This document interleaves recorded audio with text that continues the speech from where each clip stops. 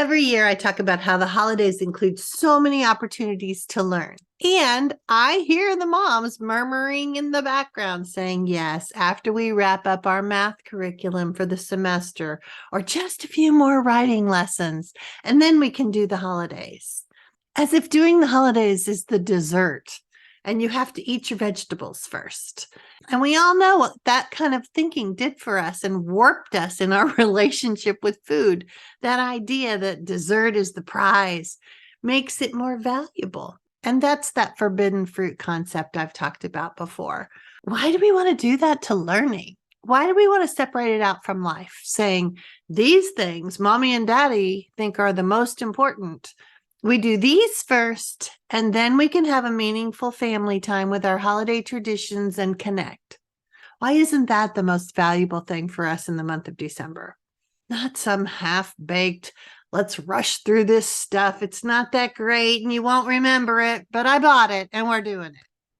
So what if we just put a pin in that?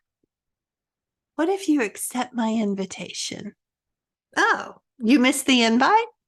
I'm inviting you to be an unschooler just for December. See what I'm talking about? I'll walk you through it. And remember, you get special access to the membership group without that $99 sign-up fee if you use my link. Whether you're watching on YouTube or listening here on the podcast, I have special links for y'all. So I'll put them below for you. So if you needed support while you do this little month-long adventure, you could hop into the membership group and I'll be there to hold your hand and walk you through, plus a fabulous community full of wonderful moms and dads and resources more than you could imagine. But let's talk about step by step how you can become an unschooler just for this month. Remember that the holidays are pretty exciting times for kids. Lean toward that. Their brains are sponging up everything without the resistance that you probably encounter with curriculum. Learning is really a natural process. It's school that's the artificial, unnatural way. And that means school at home curriculum too, because traditional homeschooling is just bringing home all that schooly way. So that's what we're going to stop. Yes, the school approach is familiar, but it's not the best way to learn. All the educational research supports doing things differently.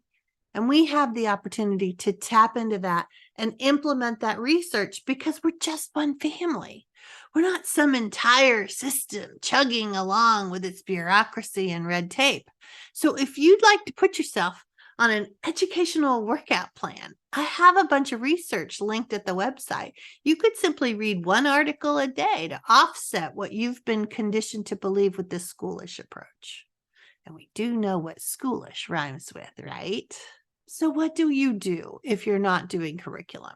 How do you see the learning in their everyday activities? Let me tell you, it's not going to happen overnight, but you'll get glimpses.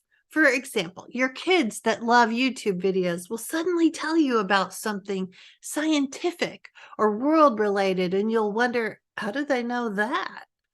Because they're allowed to be curious and own their own discovery and learning. When it's our idea, we retain it. When it's someone else's idea, parents, teachers, curriculum companies, we're just checking the box.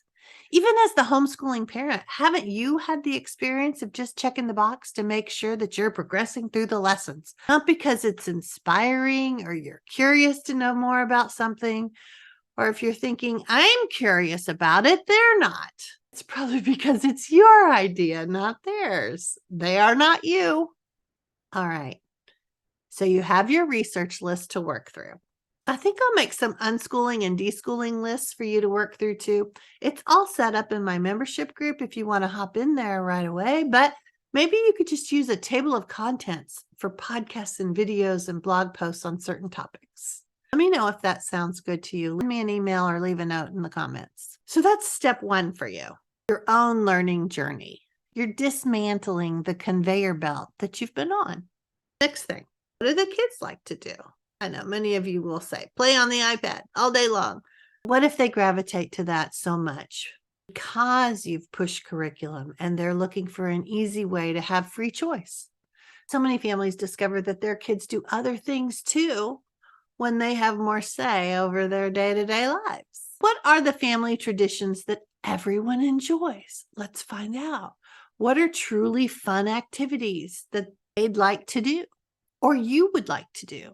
What if you talk to them about the choices for this week? And then you create a weekly plan filled with connection and holiday fun.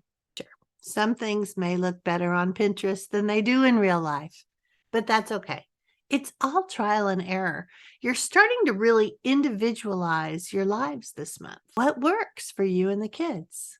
They hate crafts? Okay, move in another direction. If they like to just eat the Christmas cookies you make and then they don't really feel like getting in there and baking with you, okay. The goal this month is more joy, more connection. Focus on the real kids you have, not the kids you have in your head. Some Instagram family showing some idyllic way of living. Now I have my doubts about those guys. Remove that pressure. What if this is the month you actually enjoy your time with the kids? What if you get to know little pieces about them that you've had to rush past in order to check a bunch of boxes? What if you journal or just ponder a bit about why you do that? What story is in your head pushing and prodding you? Is it helping you be the parent you want to be for these kids? Let's aim for that this month. Connection, joy, pressure-free holidays, one holiday activity a day. Then go look at Christmas lights and see who's adding more in your neighborhood. Fill your home with music that fits your traditions. Go ahead and see if the kids want to do any of the activities over at Pinterest this month. I'll put some links because I've collected a ton over the years. Find out what they'd like to do this month. Say yes more. This will allow you to make suggestions that they will say yes to as well because you'll be modeling it. If you were looking for subject-specific boxes to check, because many of us are still deschooling, I have an unschooling guide called Holiday Learning. You could grab that. Specific subjects connected with decorating and cooking and gift giving and get-togethers all laid out for you. And if you're more of a video person, I have YouTube videos of recordings of holiday webinars that I've done in the past. More of a walkthrough with the subjects in mind. So let's connect by email and I'll get all those links over to you. Switch over to Unschooling this month. Close up shop. Pack up the curriculum. Pull out the construction paper. Start the paper chain countdown. Prioritize connecting with the kids as a holiday gift for your family. All the other stuff will be waiting in the cabinet for you next month. Who knows? Maybe all this reading and learning about how unschooling works, how learning can happen organically, maybe you'll begin to see a little of it differently. My goal is not to turn everyone into unschoolers. It's more of a desire to help you live a life you and your kids enjoy together. Learning will happen. You may need to make some adjustments. You don't have to duplicate school at all. Go ahead, accept my invitation to be a December unschooler. Gather up these resources I have for you and let's enjoy this month.